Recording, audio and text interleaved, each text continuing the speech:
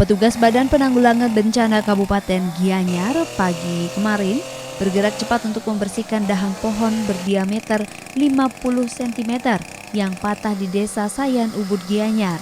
Hal ini karena dahan pohon menimpa jaringan PLN yang berada di bawahnya sehingga mengalami kerusakan cukup parah akibat hujan disertai angin yang terjadi di wilayah ini. Selain dahan mengisolir jalan menuju perkampungan warga, beratnya dahan pohon yang tumbang juga menyebabkan tiang PLN patah. Untuk mengantisipasi lampu padam terlalu lama, PLN juga langsung melakukan perbaikan dan segera mengganti tiang listrik yang roboh. Penyebabnya Pak bisa patah tiang listriknya? Tadi kan hujan angin Pak, Ya. hujan angin karena pohonnya tumbang, menimpa jaringan PLN, tiangnya dipasang.